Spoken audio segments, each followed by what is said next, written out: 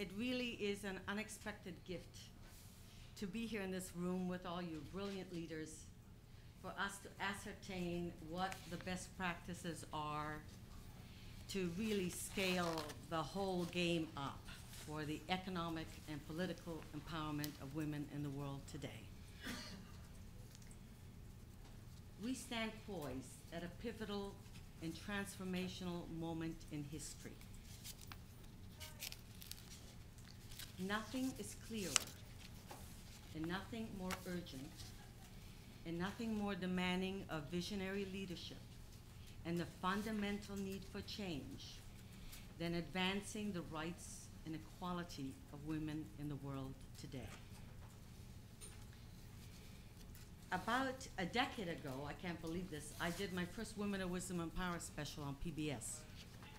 And my theme song was, "It's the power of women that will change this world." And that stayed my anthem till today. So this is a topic that's very clear and dear to my heart. So I would like to invite every one of you, in fact, I urge you to do this, to please read the very impressive bios of our most accomplished guests, because I'm going to just do a very brief intro of everybody. So Vaira Vike-Freiberga, President of Latvia from 1999 till 2007. Welcome. Esko, who was Prime Minister of Finland from 1991 to 95. And now we have our panelists. And yes, Bustillo, you won't find her in your bios because she's been gracious enough to come from Washington to replace Alicia Bárcena, and who was the Executive Secretary of CEPAL, and she's from the Washington office of the Economic Commission of Latin America and the Caribbean. And Chang is the Senior Advisor for Women in Technology at the U.S. State Department. And Franck McCosker is the Worldwide General Manager of International Organizations for Microsoft. Welcome.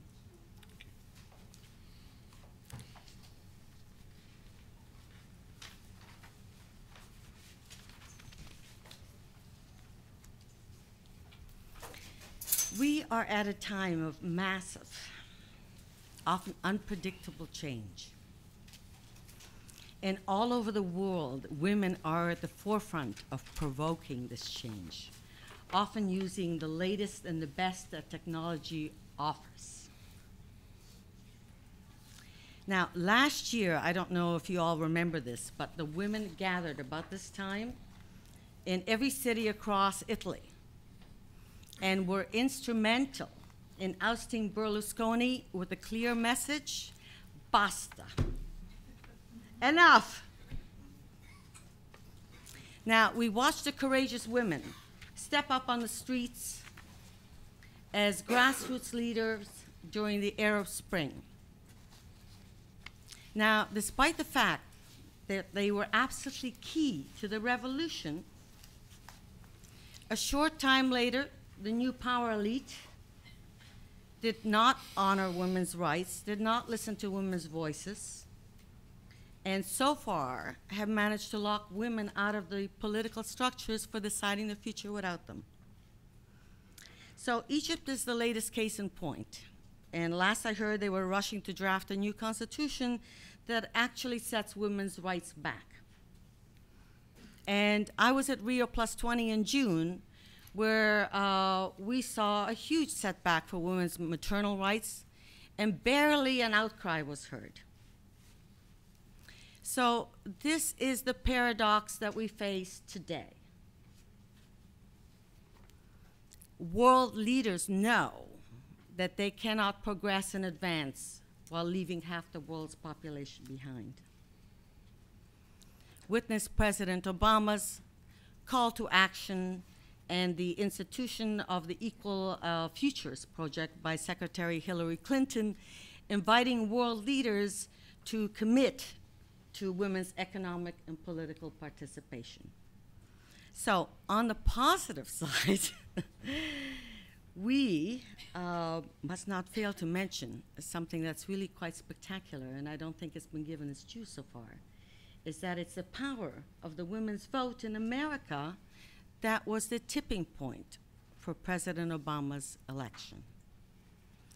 So, all in all, there's never been such a confluence of world attention being given and focus to the urgent need to advance the potential of women and girls, which is for the benefit of humanity itself. And so I'm going to start by briefly outlining what the session is to achieve and how we will manage it. So we have 1 hour, so we're going to have to curtail a number of things here versus my notes here. So what we want to do is come out with 5 best practices to harness technology for political and economic empowerment, and policy recommendations that will be designed to scale up what these best practices are. So here's how the session will work. We'll start with a short presentation of our Club of Madrid members, and then the 2 of them can have a brief interchange between us. And then each of our panelists will have 5 minutes to introduce their topic, and then we will open that up between the group. And then I think that the participation with the audience might be curtailed a little bit, because we are supposed to have about 25 minutes. So, excuse me.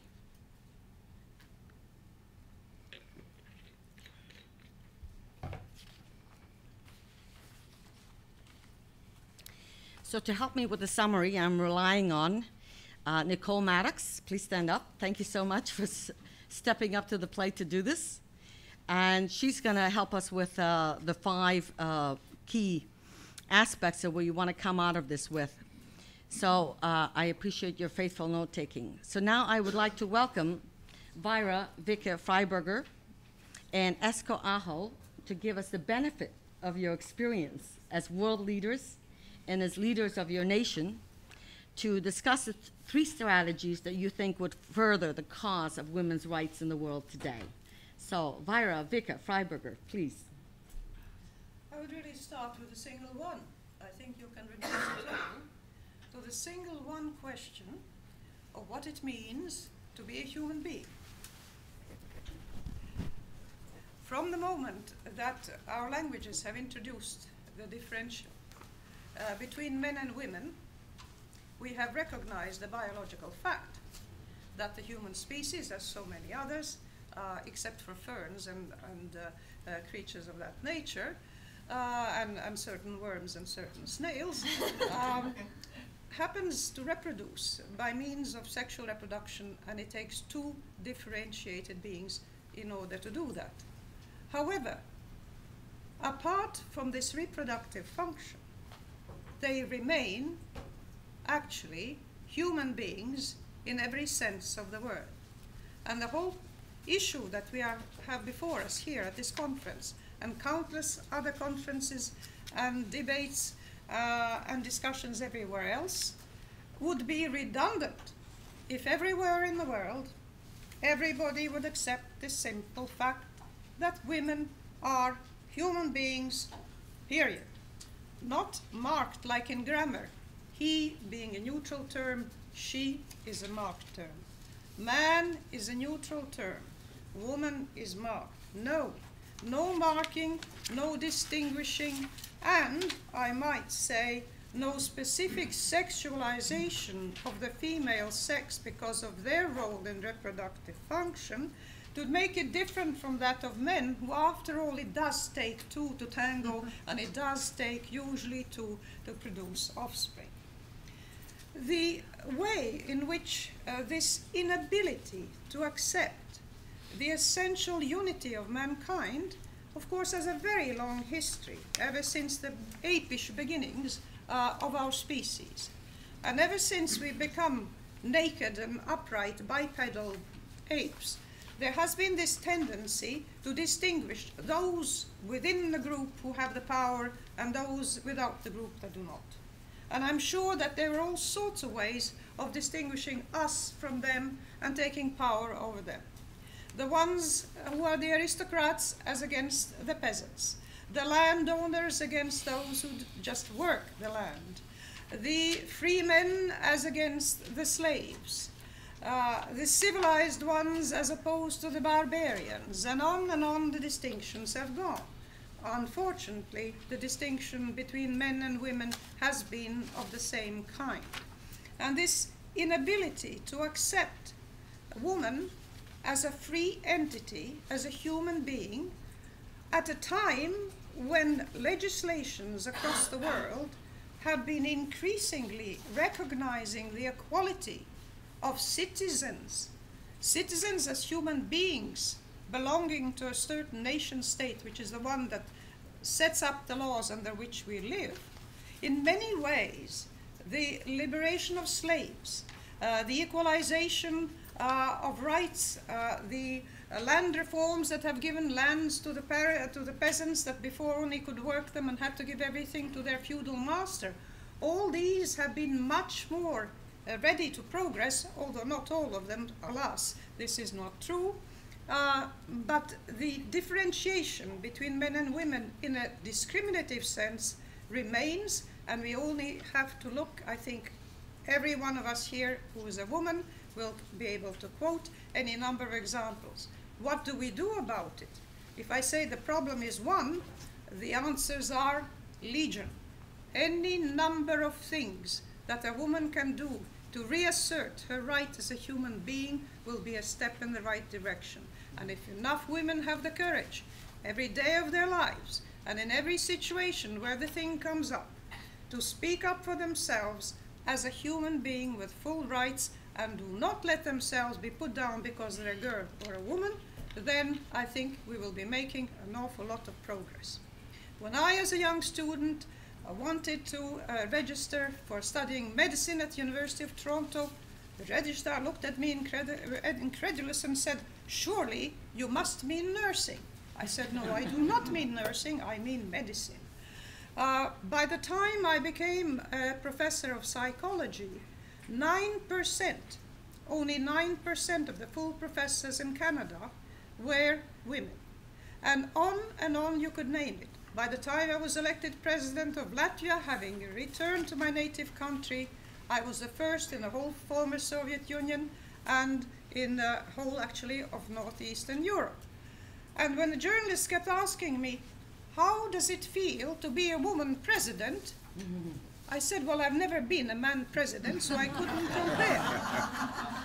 And the very thought of asking a newly elected president with the attachment of the sexual qualifier is an indication that a president unmarked is considered to be, of course, to be male, and to be a female president is something unnatural. It is not. So the question that you're posing to us is really one of cultural change, and also for women to step into a greater leadership role in having their own voice and humanity seen and heard. Every day of their lives. Yes. Everywhere. All the time. Prime Minister Esko. My answer is education. And what is the question? The question is, how do you want, how you can, in the best possible way, to improve the position of women and girls in the society. That is education. That's very clear. It's very simple. And now I'm coming to the more critical question, how to get that education? And tools are there. I have this tool in my pocket. This is the greatest revolution we have ever seen in technologies. Can you imagine, how many of you remember when the first man, but that was a man, was walking on the moon? 1969, 43 years ago. The computing capacity in that moon landing module called Eagle, it was created in the US, huge investment, millions and millions, maybe tens of millions. 1.6 billion. Yeah, the whole investment, but I think ICT investment or computer investment was at least tens of millions. Did you say 1970? 1969. 1969. If you want to have the same computing capacity today, go to Bangladesh. Yeah. Take the cheapest mobile phone. It's there. Yeah. It's there. If somebody had said 1969 that all people, almost all people in the world, have access to the same computing capacity as the moon landing module Eagle had 69, who had believed in that? Not a single person in the world. Not a single person in the world. Was it in IBM's CEO who said that you need 4 computers in the world? Now we have 4 billion. So that is a revolution, and that is accessibility revolution. So that today roughly 6 billion people have a mobile phone, and more of them are smartphones. Billions of smartphones sold. But the question is how to get people to be empowered by using them. And that is not going on as fast as this technological change. So technology is there, but the problem is that when we are starting to apply that technology, we are facing a lot of challenges. In most cases, what governments are doing and politicians are doing, I have been a politician, but it's typical what we are doing. We are buying something, and we are saying that we are doing courageous things when we are investing in technologies. And we are buying technologies, and then we recognize it doesn't work. And it doesn't work because of one basic reason. It doesn't work as long as underlying systems have not been changed and reformed. And education is a good example of that. I have been working for Nokia, and we went to South Africa. We decided that we will create more mathematics with very simple feature phones. We made that in South Africa. IPRs are South African IPRs. And can you imagine what the price of the service is? If I remember correct, $3 per child per half a year. It works. We have seen it. But when we propose to the government that you should take this into the use, you should make nationwide effort of this, because you have a lot of schools where you don't have teachers who can read and write. How come you can do things in an efficient way? But they are still thinking. They are still considering. They are still analyzing if this is a reasonable move to be taken. Even in Finland, we recently got a message or result of a research that boys command in the high school age better English than girls.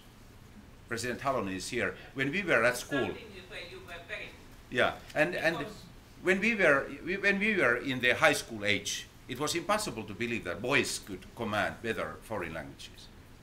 What has happened since that? Because the reason is very simple. Boys are playing these internet games, so they are using informal education, which is more powerful than the formal education. But can you imagine what is the result of this? What I have learned is good to know. It's good to know. But the real question is what to do with the formal education and rapidly in order to get maximum out of this informal education so that we can get the same results for girls as well. But that is not discussion which is going on. The question is, and now I'm coming to my conclusion, the problem is lack of systemic decision-making capacity. We spoke today in our meeting about systemic challenges we are facing in environmental sector, in education, in healthcare, whatsoever huge problems we face, they are all systemic ones. It means that you need top-down good architecture and a lot of bottom-up activities which are very well synchronized. And thinking is maybe systemic today, but that's all. Education, totally fragmented. There is no place in the world where systemic capabilities are actually in an efficient way trained. And what is systemic decision making? In companies, a lot of challenges. On the governmental side, I have not seen any systemic decision making. It's still in silos which were created 100 years ago for more or less agricultural societies. That's why when I'm listening to all these discussions about theoretical problems and challenges, I think it's very important that politicians and decision makers are understanding that we need, and they need, support from the private sector, the best resources, best talents, best technologies to be used. And companies have to understand that they have to be able to provide, they have to provide that, and their interest is that, societies where they operate in are healthy, doing well, and on that basis to create, let's say, common interest, shared value thinking, and systemic decision-making capacity. Today we don't have that, but if we will have that, I believe that women and girls will benefit from that more than anyone else. So can I invite you to sort of wrap that idea up with one suggestion as to how to create that kind of collaborative effort? How do you make that kind of top-down, bottom-up, systematic kind of change in order to be able to have this kind of impact that we're looking for? I don't know. My answer is that in the case of education, governments, especially in those countries where lack of resources is highest, where there are millions and millions of children who need urgently education, and they don't have teachers, and they will not have teachers fast enough to educate these people, that we can get these governments to understand that they have to start working with best global companies in order to get educational services for these hundreds of millions of So the digital revolution really needs to come into play here. Yeah, and Yes. digital revolution is now there where entertainment is. Mhm. But why not to use these tools in a way that we can get benefit from that? That's where we were heading. Perfect. Thank you so much.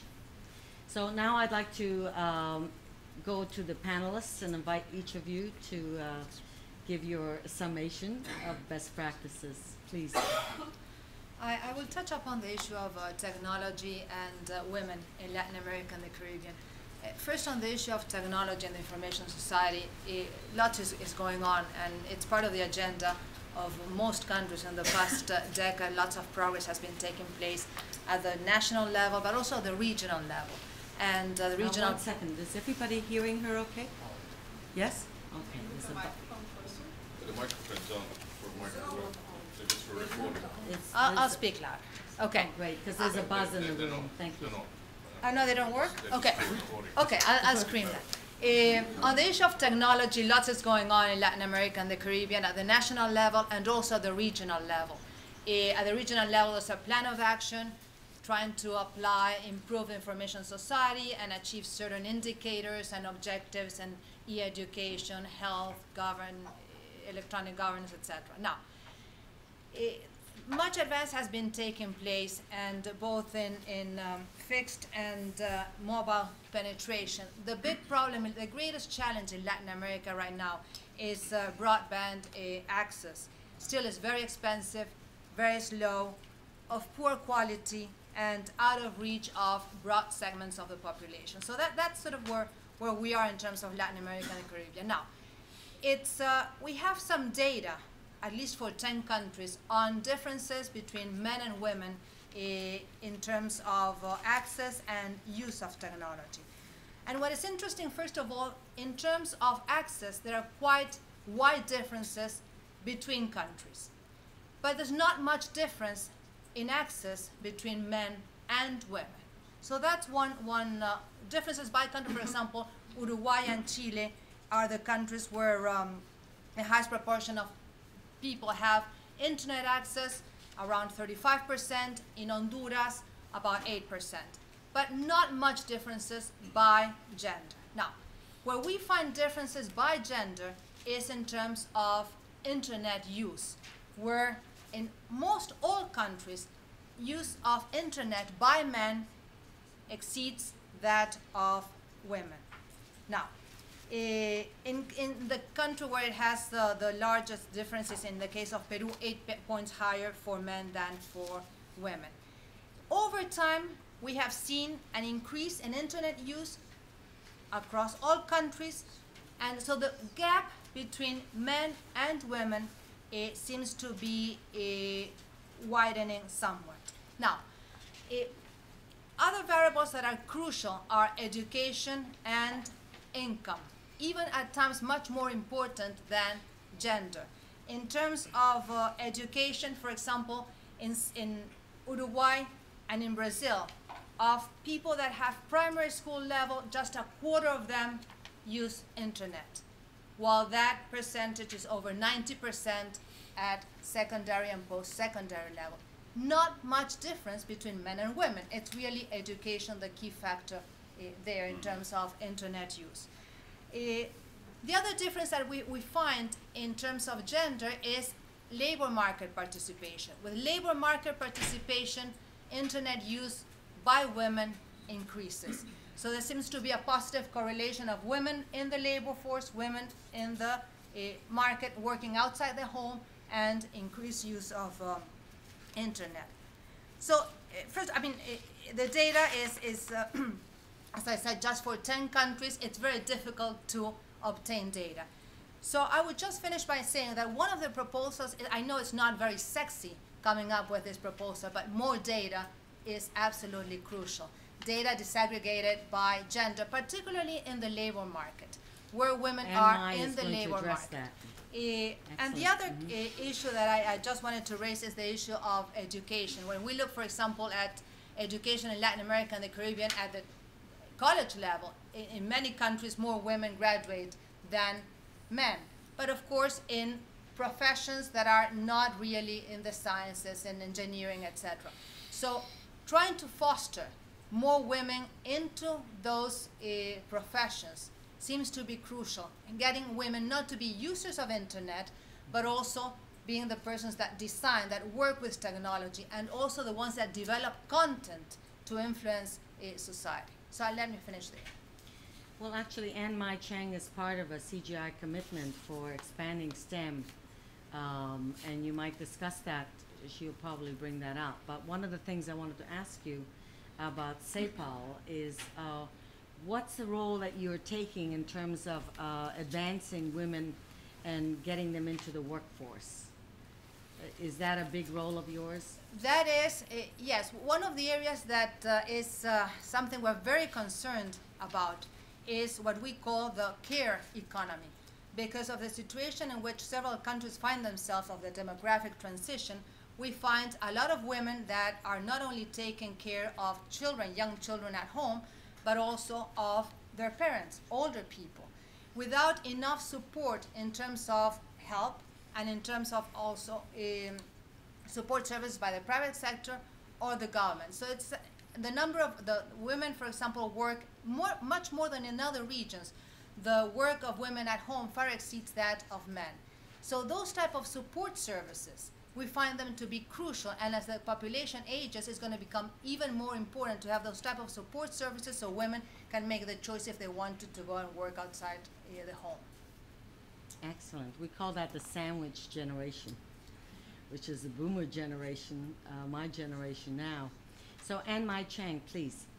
Yeah, thank you, Lili. I'm really excited to be here and excited to be talking about technology and women, which is a passion of mine, because I think there's really a clear opportunity for technology to transform women's lives, particularly in developing countries. So I'm going to focus on two areas that I think are particularly critical and timely right now. The first is bridging the gender gap and just basic access to technology. And the second is in looking at ways we can increase the representation of women in the fast-growing ICT sector or STEM fields. I'll also briefly touch on a couple public-private partnerships that the State Department is involved with in each area. So just to start with access, so many of you may have heard that in a landmark study by the GSMA and the Cherie Blair Foundation, they found that women are 21% less likely to have access to mobile phones in low to medium income countries. When it comes to the internet, indications are that the gender gap is even greater than that. There hasn't been a comprehensive study yet on this, but I'm excited to say that Intel has actually announced such a study, and it will be released in January. And so please look forward to that on January 10th. In the meantime, until we have such a study, what I've done is look at the most popular internet service out there today, which is Facebook, which has great gender disaggregated data. And if we look at Facebook as a sort of proxy for an internet adoption, in the United States and Europe, where we think there's roughly 50-50 adoption of the internet, we see that there's actually slightly more women on Facebook than men. But if we look at Africa, we're actually seeing almost twice as many men on Facebook as women. And if we look in South Asia, there's almost 3 times as many men as women on Facebook. And so if we believe that that's an indication of the actual usage of the internet, in Latin America it's actually fairly equal. And so we're doing pretty well there. But that kind of internet gender gap is I think, makes an incredible difference. And as the internet becomes more and more critical in modern life, this gender gap, I believe, creates a second digital divide. The first one being between the first world and the third world. The second one being where, with women being left further and further behind with lack of access. So how do we address this issue? One great program is the GSMA's M Women program.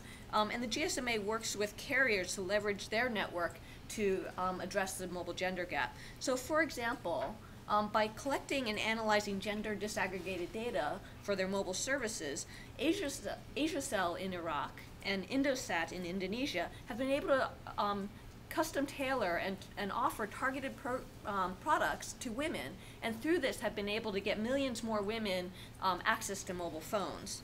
The Women program is also promoting better UIs that make phones more accessible to women who may be semi-literate through their design challenge, and they're also offering grants to encourage development of services that better serve women. Another barrier to women adopting the internet in particular is that it can be quite expensive in many developing countries.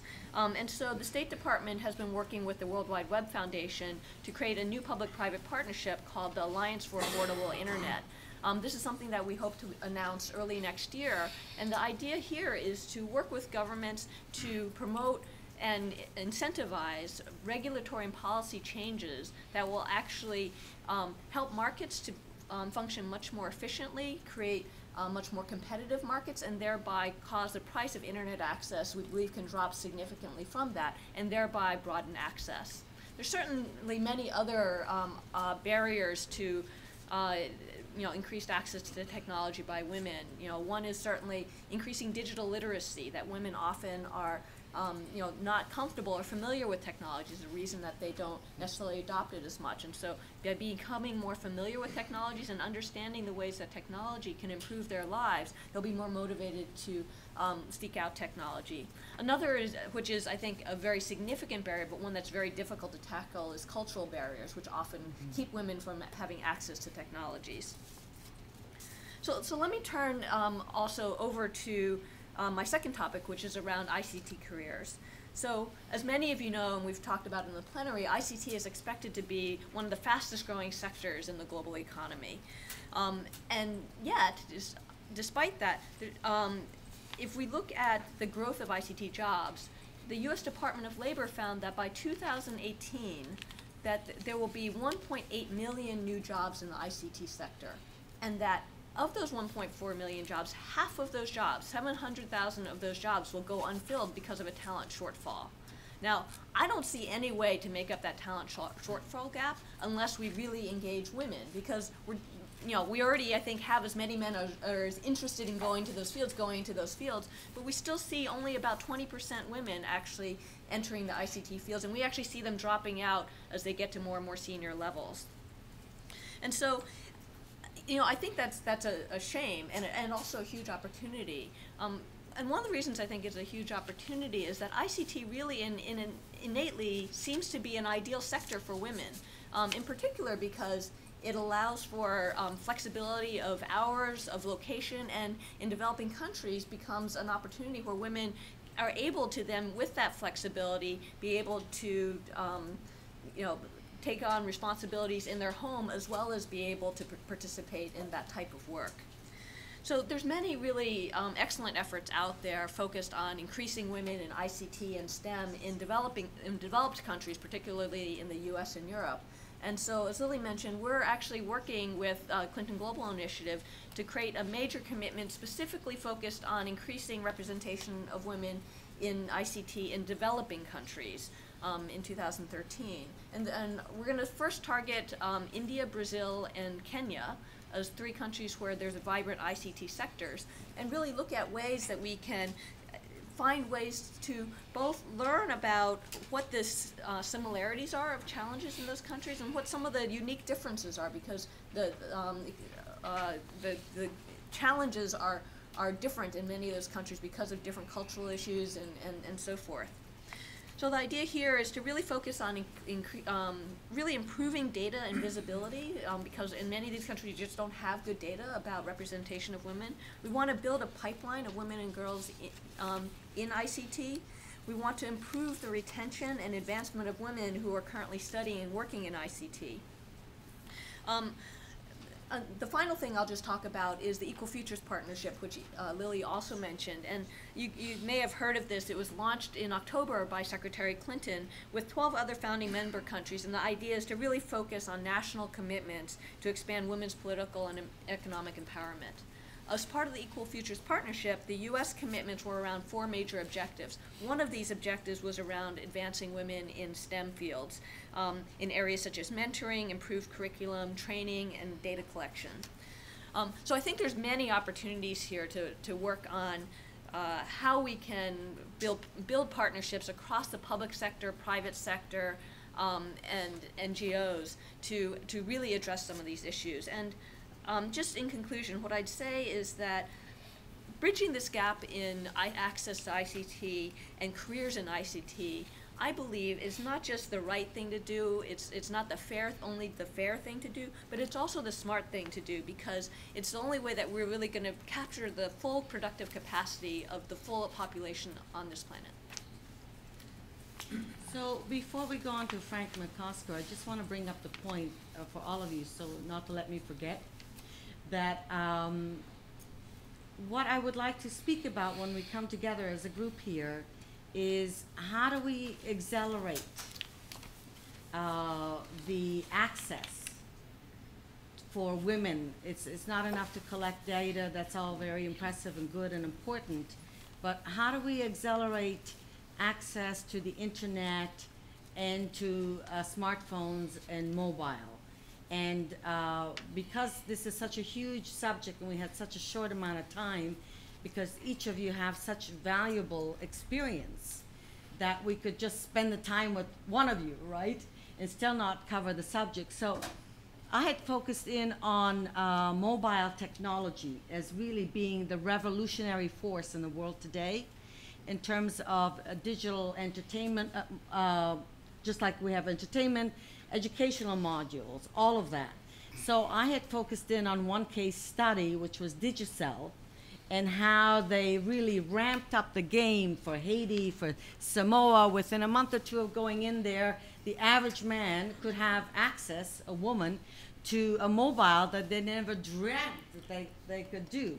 So that's the conversation I want to come back to and not forget. So, Monsieur Franck McCosker, please. Thank you so much. McCosker. Thank you, Lili. I added an L in there. No, that's fine. Thank you. I've got lots of things that I got to say. I've got a long speech. I'll share it on the web with you later on. I think just to focus on a couple of things. On the access issue, I don't know if you all know this, but a third of Americans who have access to broadband can't afford it today. So that's just in the US. So when you take that broader, the affordability issue is probably one of the biggest issues in terms of broadband. There's 600 million people connected to broadband worldwide today. There's probably 1.4 billion people who have a device that connects to the internet. And then there's 7 billion mobile phones that have 500 million of them have access to the internet, probably, are sophisticated phones. So just those figures. Access to broadband, a World Bank study, if you increase access to broadband by 10%, you can increase your GDP growth by 1.38%. That's a significant figure that both ITU and World Bank and everybody concur on. So we're working on some technology, so I'm going to do the technology piece, because I know we're working on STEM, we're working on education, we're working on different areas.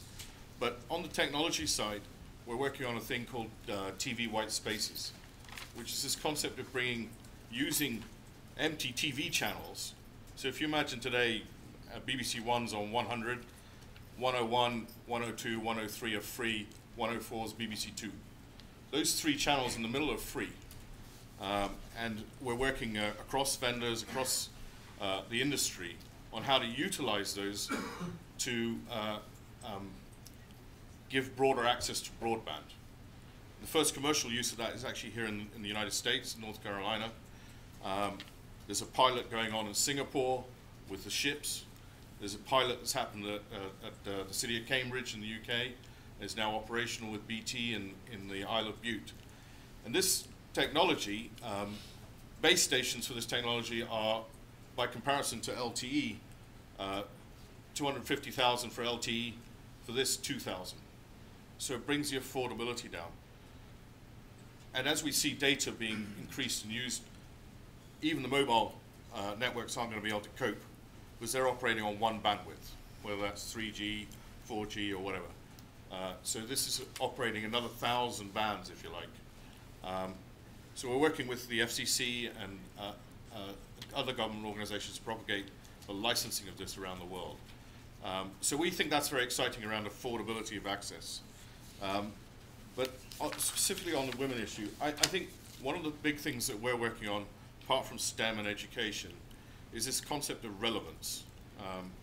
And you know, Microsoft Australia has got this, how will you change IT? And it's about being relevant to women and to bring them into STEM, to get them interested, and to say it's not a engineering or mechanical engineering. This is often a conceptual issue of characterizing certain industries as men industries. So making it more relevant, making it more interesting, specifically for women. Some of the things that we're doing, we have a public-private partnership with UN Women globally that we're putting together a set of programs that we're trying to get to scale globally with all of our country operations. We have operations in 120 countries. So how we can get women's programs at scale across the globe with UN Women. This is a partnership that we signed in Rio Plus 20, in fact, on how we can do that. So we now have a playbook with UN Women. Happy to share that too. We also have a thing called Imagine Cup, which is the students around the world who code, and we're encouraging, specifically on women's issues, we have a special category for solutions for women. On the empowerment, nobody's spoken to the political empowerment. George Washington University has a really good course on how to get elected using IT. And I think that's really relevant for everybody in terms of political empowerment. So that's where I'd leave it. Thank you. Well, I'd like to step back with you. You mentioned your partnership with UN Women. Yep. Can you tell me what the focus areas are of that and how you're going to be able to scale up these partnerships across the world? So there's essentially a playbook with different programs. DigiGirls is one of them. STEM is another in terms of capacity to deliver science, technology, engineering, maths. The other area is around relevancy, that we have a program in Italy which is mums and the internet, women and teaching, different parts of the internet. So it's all gender-based programs. Donne and the computer is women and the computer, mums and the web, how to learn the internet, which is for older women, to encourage older women to come in and use the internet, and technologies for business. So there's sort of 4 programs, areas, but there's a playbook, and it's really what's relevant in that marketplace and what's most needed. Because some places have very good education on STEM, for example, and other places don't. And so you have to market it relevant to the marketplace. So I would like to, because we've got a short amount of time, I would like to leave enough time for the audience participation. So we're going to just take 10 minutes between the group, if we may, if you want to sort of cross-reference any of these issues, and then we'll open it up to the audience as well. Is that okay with everybody? Fabulous. Okay, please. I think in response to Esko's remark about the math teaching programs working only for boys and not for girls. years ago, some studies were made that showed that teaching math to girls could very quickly produce exactly the same results if you formulated the problems in a way that were more appealing to girls who by the time they reach early pre-puberty, have already received sex stereotyping of so deep a nature that they fear losing their girlishness or their growing femininity if they start turning their interests towards what are labeled as male preserves for men only. And women, of course, because of their biological nature, they are no different from men in that. They are sexual beings the same as men, but they are over-sexualized in the sense that their sexuality is linked to their social roles and their possibilities of expression in life. Men have a private life and a sexual life, and they can do whatever they want in their private sphere. Women somehow are amputated in a great many societies, including the most advanced in the world. They're amputated of that full range of possibilities, and it's only exceptionally that you get a woman astronaut or a woman driver of a racing car and so on, because generally the sex stereotypes confine women. After the 19th century, it was acceptable for a woman to be a teacher or a governess. Okay, you know, we needed them, so factory workers during the war, okay, we'll let them be factory workers. But CEOs of great financial institutions, CEOs of banks, President of the United States, we're still waiting. It's around the corner. I think we can guarantee that. So, I'm sorry. Yeah, I have a couple of very practical comments, but first I would like to say that I think a lot has happened and is going on. A good example is that if you look at mobile penetration now, where mobile penetration is expanding fastest in the world, not in China, not in India, but Africa. Africa is number one. And if you look at gender equality, it's improving now because penetration is increasing in a way that women's access to mobile technology is improving substantially. So these are positive things. But then we are coming to this affordability, which is very critical because it doesn't help if you have a phone, if you don't have infrastructure where to use that and money to use that.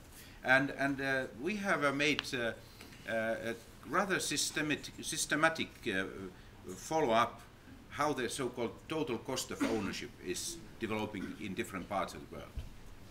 And it's not a surprise that countries like China, India, Indonesia, a couple of others, Bangladesh has been also on the top of that list. So there the cost of ownership has been lowest one. And Latin America, it's not 10% higher or 20% higher, but it's 5 times higher or 10 times higher than it is in India and China. So this is very critical, and governments can do. They are not victims, but governments really can do if they can get control of costs, and they understand that it is not luxury. Like, for example, many Latin American countries still believe that it's luxury, and immediately when tax revenues are needed, that is the revenue source. Third comment, education. I think it's a shame.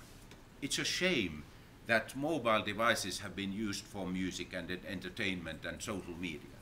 But where are the best practices, best examples how it is used in education? Khan Academy. You know maybe that. It's completely a private exercise, which is producing something. I was attending a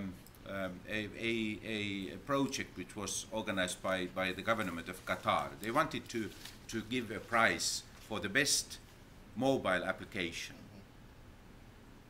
And in the field of education, that was BBC's training exercise in Bangladesh. Fine, very good as such. Important that Bangladeshian children and even adults are learning English. But it's a shame that we are there.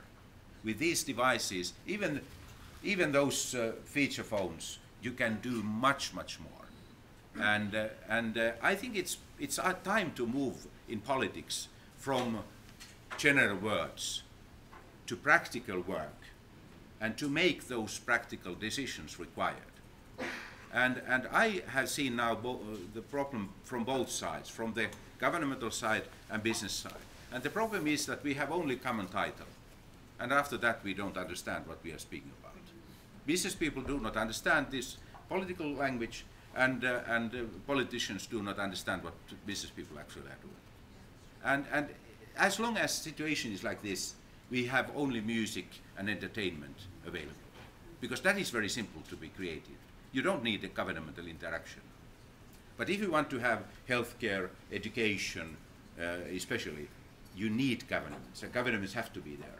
Even the US government can think about the science and technology training.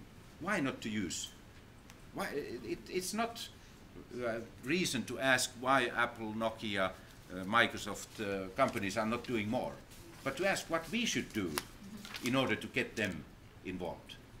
So that's the right call. That becomes the question, I think, for all of us here is, how do we galvanize the political will to accomplish women's equality? To come down from general discussion to practical things.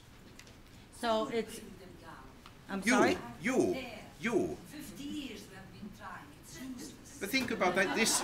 Think about this conference. How many times practical examples have been mentioned? Very few times. Only a couple of examples. Well, you know, I was brought up in communism. I didn't even think I was going to say that, but when we talk about the Berlin Wall, I mean, that was unfathomable for me to think that just like that, it happened. So it's really about a tipping point right now. I think the whole world is waking up to the fact that women are the solution, and it's about high time. We've known this all along.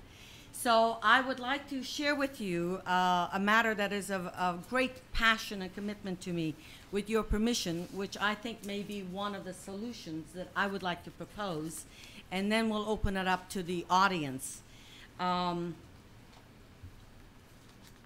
I did these simple shows on PBS, and I saw the power of the media and the impact that it had, and thousands of emails from women saying, oh my God, Jane Goodall gave me the courage to go and do this, and all of these unbelievable stories. So that prompted me to think, oh my God, what can we do here? So I committed myself to this project called Women's Day Live, which became a CGI commitment in 2006 at the invitation of President Clinton. And Women's Day Live is a global social action call that will really be a multi-year project in which we want to harness the power of celebrity and technology and media to sort of energize a worldwide audience to celebrate, educate, and empower women. And so this year-long campaign will culminate with a spectacular multi-venue benefit concert in various locations around the world with today's celebrities and visionary leaders to celebrate over a century of progress for the women of the world on International Women's Day. Now, this is a day that is celebrated in over 100 countries around the world. It's become a national holiday in some 35 countries. So the reason I see that it's so important is that it gives us a point of galvanizing a global movement. So that's what our mission is really to provoke a global movement, to empower women with education, technology, and economic opportunity. And we're calling it Heart in Action, a global humanitarian campaign, so that it allows all charities and various aid organizations to all come together. Because what happens is that we're all trying to get in the same door looking for funding. So that Women's Day Live patron Desmond Tutu invites everybody to come together in every city around the world, if you can imagine that, to celebrate women and to seize the clear opportunity to make poverty history by empowering women. So I think that the reason that this could be a really important event is that it is perhaps this unprecedented gathering of women around the world will galvanize and unite people to come together to make this unstoppable movement to empower women. So join us, every one of you, on March 8th in 2014. And thank you for allowing me to share that with you. And so now, can we open this up to the audience? Yes, monsieur. My name is Alexander Ligotal. I'm advisor to the Club of Madrid. And I want to say a couple of words from the point of the devil's advocate. It doesn't mean that I do not trust education as a tool and instrument to empower people. I agree completely. But I doubt that it could be a panacea, as well as the broadband access, as mobility penetration, and the rest of the technological tricks. And I'll tell you why. 60 years ago, roughly 60 years ago, right after the independence of India, Gandhi said one thing when he was asked about the prospects of India for democracy. He said, for me, sanitation is more important than democratization. Do you think the situation has changed today? Yes, it did. There are more people that do not have water and sanitation today than 60 years ago. Right. And however ridiculous, there are less people today in the world that do not have mobile phones than those that do not have fresh water and sanitation. 2 billion people do not have it today. I know it's not theoretical. In my organization, Green Cross is working in Ghana, Burkina Faso, Cote d'Ivoire, many other in Bolivia, in Latin America. And I've seen the real situation. And in some villages, people, somebody brought them their mobile phones, etc. Unfortunately, there is no electricity. Green electricity.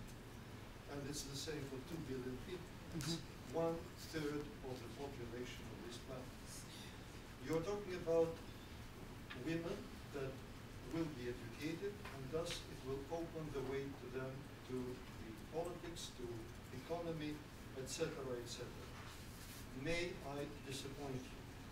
Girls today, of these 2 billion people, do not go to school. Practically, not all of them, but many girls cannot go to school because every day they are sent by their families 5 kilometers one way, 5 kilometers back, bringing the water from the source on their heads and shoulders or whatever. Right. And these are girls. Also, they are not led by their parents to go to schools because of obvious reasons. Without the proper sanitation, they cannot, find as easy the place as boys can. And also because of that, they become victims of sexual assault,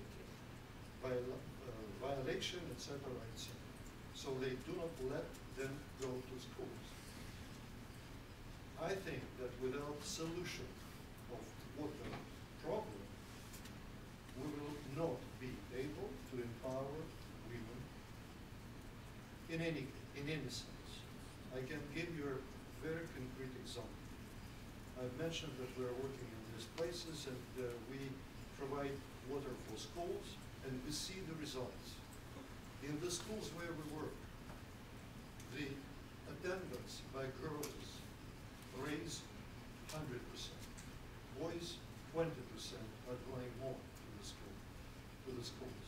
It creates civil society in the villages because children come back home and they share with their parents, okay, we have water. It can be done.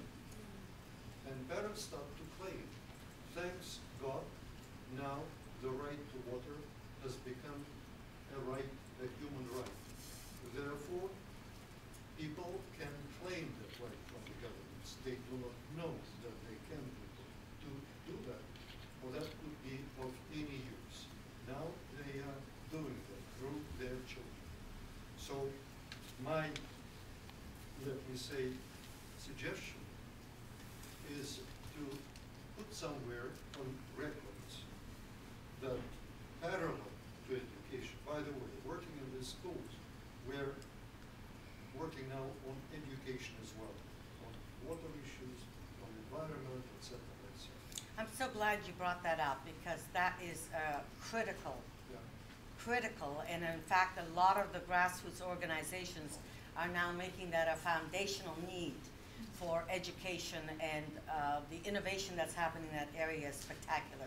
So I have to ask you, if I may, I've got so many people saying, I wanted to I've respond got to the signal. you, if I you can will sum be- that I up. will be shorter than your current intervention. Oh, okay. So, my suggestion is to include that into the annals of this conference, and certainly the education should follow that, especially in Africa, Asia, and some other countries. Thank you. Please. Thank you. I'm Kate Lappin from the Asia Pacific Forum on Women, Law and Development, a network of women's organisations in Asia and Pacific. Would you speak up just a little bit? Sure, yes. I wanted to make a couple of practical recommendations for the 5 issues that you said that could come out of this panel. Firstly, I wanted to focus on rights and specifically the rights of the most marginalised women. You've done some work looking at the use of mobile phone technology for domestic workers. Can I interrupt you for a second? Can't you stand against that wall and talk to us so he doesn't get the back of your head? Sorry. Fabulous. Go ahead. Okay. Yeah. Yes. This domestic work in Asia is the largest form of work for women and the largest reason for migration. And we've looked into the possibility of using mobile phone technology to organise domestic workers and to try and unlock their labour rights and their rights to communication. Unlock labour rights. Labour And rights. their rights to communication. We've done our research on it, and we have a guide to using mobile phone technology. And we want to promote the idea of this as a communication right, that if mobile phone technology is potentially going to be able to allow women to organise, and this is a very exploitative industry, but I guess for other industries as well, we should start to think of this as a communication right. And these rights can be curtailed by the employer, by agencies, by governments and by corporations. And we need to promote this notion. I also think that we need to be a little bit critical of this perspective that increasing women's labour force participation in ICT is somehow going to enhance their rights. There's a lot of work being done to suggest that, in fact, just promoting labour force participation can actually increase exploitation, particularly when we don't look at the specific issues around reproductive labour that they're also doing at the same time, and the fact that flexibility is often a code word for exploitation of women. So I think there's that. And on the issue of affordability, which is very important, because I think without affordability, of course, this technology remains in the hands of just a small minority. I actually live in Thailand, and recently the Thai government has introduced, just last week, a trial to make Wi-Fi free. So they're actually giving everybody access to the whole population, including migrant workers, which is very important, to free Wi-Fi, and it could be something that can be looked at because otherwise this is only technology for the wealthy. Well, that's the next revolution. That's what you were going to mention, Frank, right? About the Wi-Fi revolution. Oh, I did. I talked about it, yeah. Yes, that's a big thing that's going to happen. I believe But so.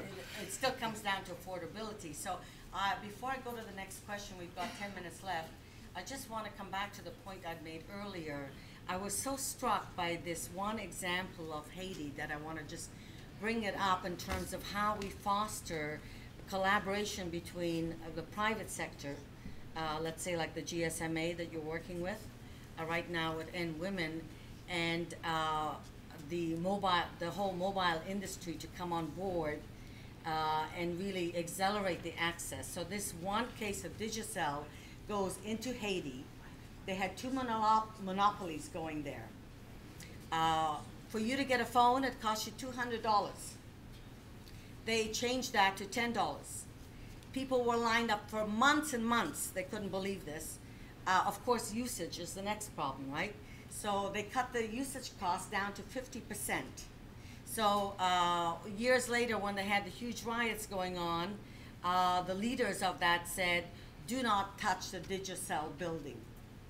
and it was left standing because of the loyalty of the people, because they put the people first. And so there they created all these mechanisms that were very innovative, so you could go anywhere on motorbikes and charge up your phone or get a card. And so they gave away free solar devices. It was just phenomenal to look at this case study. So for instance, in Samoa, 30 days later, half the world's population, their population, had mobile devices. So the caveat to this, and their CEO that I spoke to, is how to work with governments so that there isn't over-regulation. That's the next question. Because that means there's no innovation, there's no incentive. Like in India, they give away all of these licenses, so then nobody's making any money, nobody's investing into the next round. So it's how do you create this kind of impetus and balance to make this happen? So that's the big question. May I have a very short comment? Yeah. Politicians look like everywhere in developed countries and developing countries physical things, because it's easy to get people to understand that we have spent money in a reasonable way. But if you look at mobile technologies, information technology, governments have to forget that. Companies take care of the technology. Governments are not needed for technology, better to be out of that process, because we have seen what has happened this revolution. But they have to put their emphasis on content, digital content, and their governments can play a big role. But also, governments coming together and sharing information on what companies are doing in their own countries is very useful. We have a regional dialogue in Latin America of governments on broadband, and in the past 2 years the cost has come down because governments have shared information among themselves. Argentina is a terrible example how you can make all the possible mistakes. Yes. Lili, just on the topic of affordability, which has come up several times here, you know, particularly in Africa, the internet versus pure mobile access is dramatically unaffordable. So if you look at in the United States, getting internet access costs 1% to 2% of average monthly income. In Africa, it's over 100% of average monthly income. So it's just not affordable to most people. Not yet. Yes, not yet. And so I think trying to drive that price down to a level that's affordable, the UN Broadband Commission has targeted 5% of average monthly income for basic internet access, is really important. Otherwise, it will never become sort of mass market. Right now, there's only about 10% of people in Africa who have access to the internet. And so we're not even looking at sort of far reaches of rural communities. Even many people in the cities don't have access because it's too expensive. Do you know how much my first mobile phone cost in 1990? $3,000 US. That's right. And that capacity now it's not available. It's zero. But a lot of the reason that it is so expensive is because of over-regulation, or because of monopolies, exactly. or market dominance, or because markets aren't operating efficiently, because of luxury taxation and so forth. All of these things combined mean that costs end up being artificially inflated. Absolutely. Yes, madam. My name is Farida Allaghi. I'm from Libya. Well, let me first indicate that I'm so happy because after 40 years of authentic conferences on women's issues, this is maybe the first conference that we had the majority are men. And many of them have been on, in high-level political positions.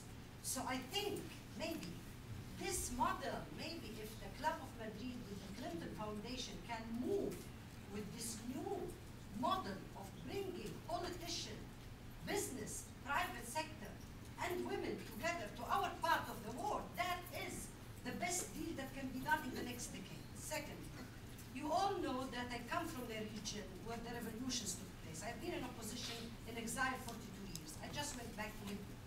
Now, I beg you all, because we are living in a very critical, dangerous, historical shift in the region.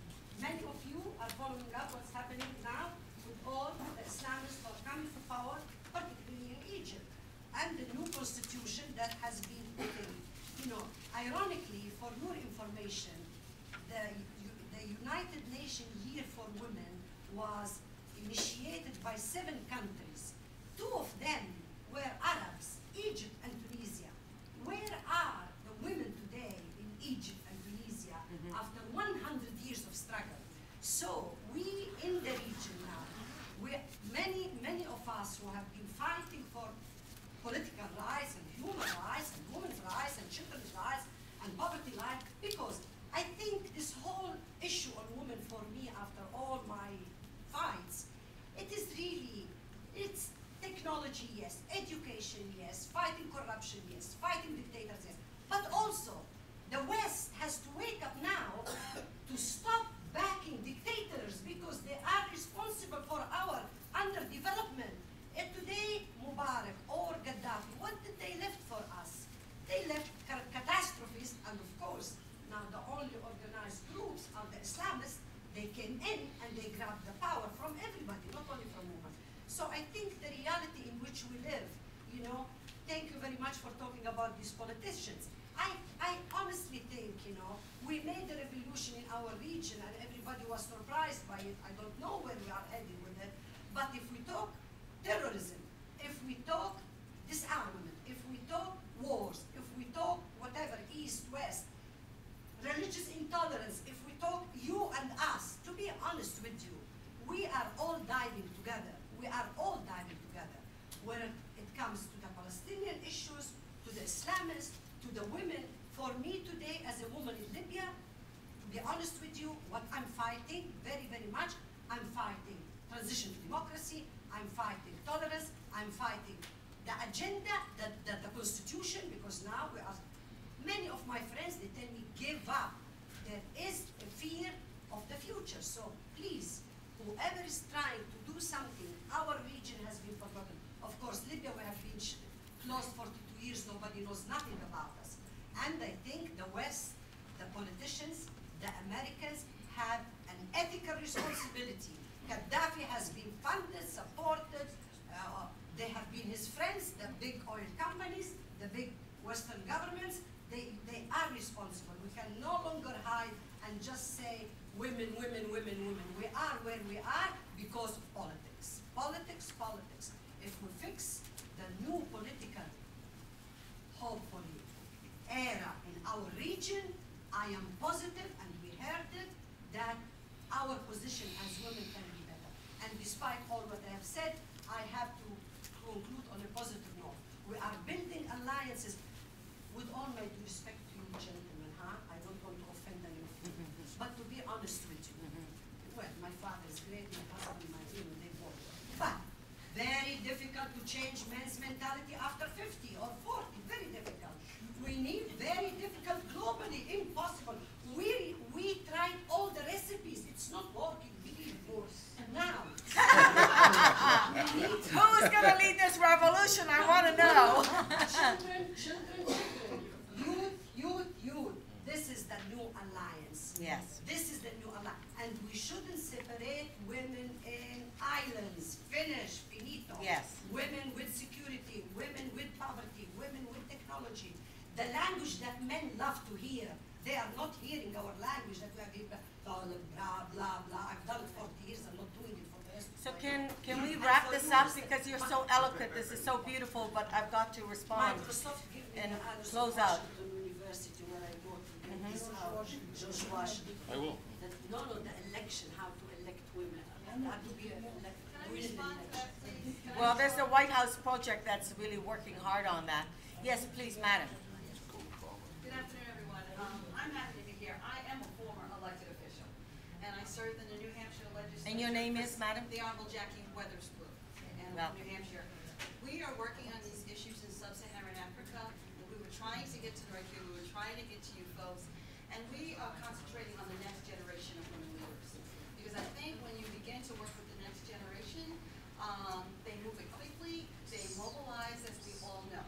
So there are elected officials that are engaged with these issues, and I would like to talk to you two gentlemen. I'll give you my card afterwards. I'm done. Good. Oh, fantastic. So that brings us back to the earlier question we posed. How do we galvanize a global movement between governments, political leaders, visionary leaders, NGOs, community group leaders to come together collectively to accelerate the economic and political empowerment of women? What is it going to take? What is that spark? And that's what it's really all about. Madame, yes. Can I just speak? Richenda Van Loon for the United Nations Foundation, just because we have about 10 days left. This year is actually the International Year of Sustainable Energy for All. It's a UN year. We have 10 days left in the year. It's really focusing on a intermixed issue, multidisciplinary, which is access to energy and basic energy. As the gentleman was so eloquently talking about water, but we have 1.3 billion people around the world using kerosene for lighting, which causes fires, which kids is the primary cause of poisoning because the kids under the age of 2 ingest it thinking it's water. It's an issue that we have to look at before we can talk about cell phone usage.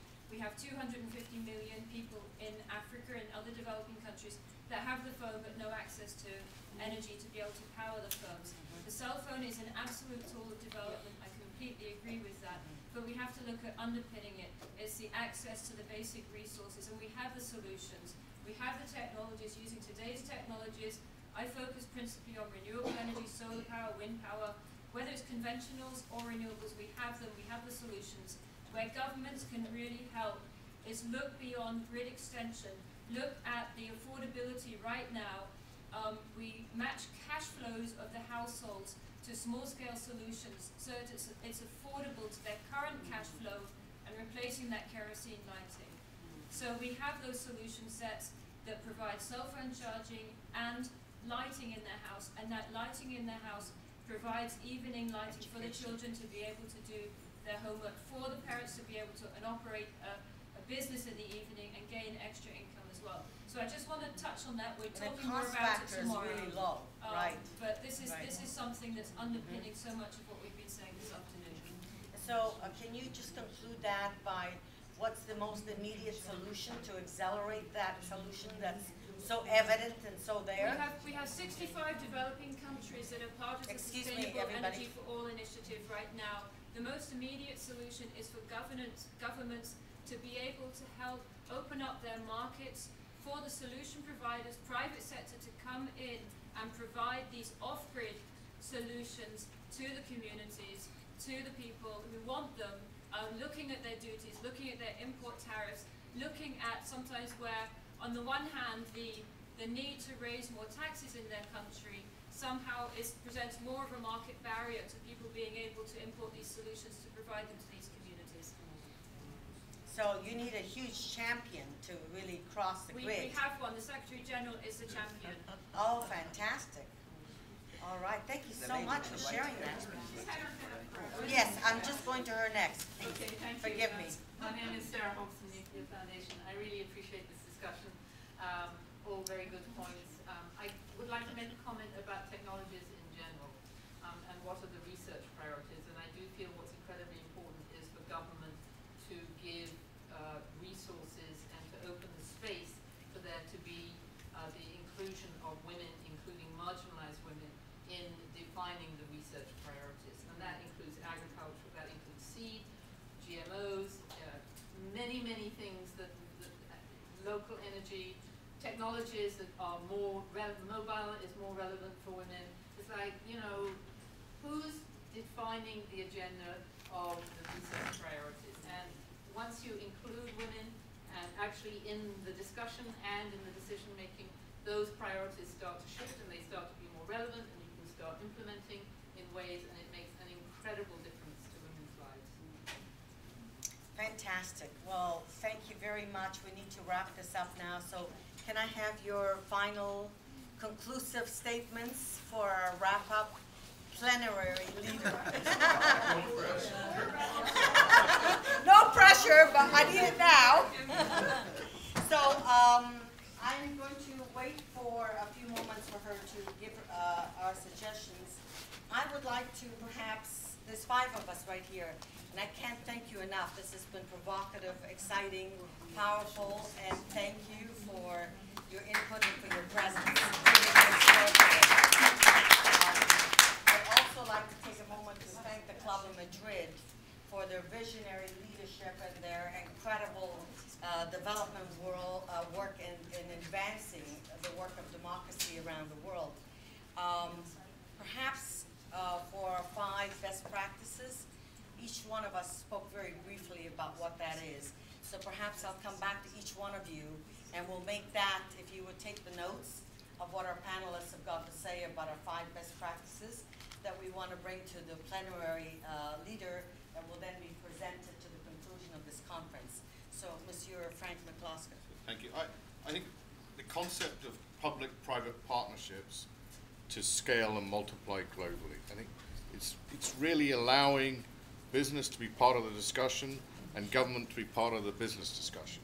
It's a two-way thing, and how do we get true partnership to crack some of these global issues, including sustainable energy for all, sanitation, and IT. And you're taking this on, right? I have 47 global partnerships that I manage for Microsoft, with UN Women, with UNIDO, with UN Foundation, with different organizations around the globe. Yes, I am taking it on. Well, fantastic. Good for you. Thank you so much. That's incredible. So it's a question of really spreading that around the world, knowing it exists, and then how do we use your model to scale that up, right? Exactly. And my Chang. Yeah, just to take a very specific example, I mentioned the Alliance for Affordable Internet, which is a way of public-private partnership, so a specific instance of how we can work together to drive prices of internet down dramatically through market forces, and thereby expand access dramatically to women in particular. Same thing with mobile. Yeah. The two are kind of in tandem. Yeah, I think in some respects, right? the affordability issues are much greater with internet right now than Right. mobile. Yeah. Yeah. You mentioned the media event, which is absolutely wonderful, but I would challenge the media throughout the world and Latin America and the Caribbean to constantly be working, media, social communication, journalists, to change on the stereotypes regarding women and the content that they distribute regarding women. Well, that's why doing this kind of media social engagement to create the media that fosters that kind of international debate is so important, because the foundational element that we're not going to change anything unless we create some sort of cultural change on the value of women as a transformative force in global society, right? I think digital content is going to be the key. The next big thing in the world is going to be combination of physical and digital. That's going to happen with water in Africa. It's going to happen with raw materials. It's going to happen with everything. And that is very democratic opportunity, because even in certain cases, developing world has certain privilege, and they don't have legacies like developed countries do have. And I think what we should do is that we have to put key emphasis on digital content and capacity to create digital content which is critical for empowerment of women and girls. So it's universal in the sense that but it's really universal. all What talk somebody the has same to do. language. Somebody Exactly. has to do that, because now it's Khan Academy which is active. Why governments who have all the resources? Why they are not doing anything? And when we are going to go with Microsoft, when we are going to go to developing countries, what they are saying? Why don't you establish us manufacturing sites so that we can start manufacturing things? Nothing, no importance. But this digital content is critical, and they can do if they want. I would add to that that before you can do all of it, I didn't have a chance to expand what I meant by saying that women are human beings. It means that legally there should be a framework in every country that establishes the absolute basic integrity of a woman's right to her own body, to dispose of it at her will. That means that the countries that impose unduly early marriage ages, for instance, as Egypt is now trying to do, to lower the marriage age again, actually put young women's lives in danger. Countries where bride prices are the cause of women being burned up by their mother-in-laws. All sorts of practices, genital mutilation, countries that refuse to give women the right to property even if their husbands have been killed by guerrilla, as in Uganda or in parts of Central Africa. To my mind, there should be conditionality. I disagree with my distinguished colleagues of the previous panel. I think countries that distribute aid and international bodies should impose absolute minimums of requirements. Otherwise, international aid or bilateral aid would be severely curtailed, and I think there's a human right to impose absolute minimum conditionalities, or else the leaders, be they dictators or not, take undue advantage. The money never gets to the population, their situation never gets improved, and we get in a vicious circles that continue for centuries unless something is done about it. So that was a key and salient point, international aid, really World Watch, all of us coming together. Thank you so much, everybody. That was really wonderful. I wish we had more time together. So God bless you all. Thank you. Thank you.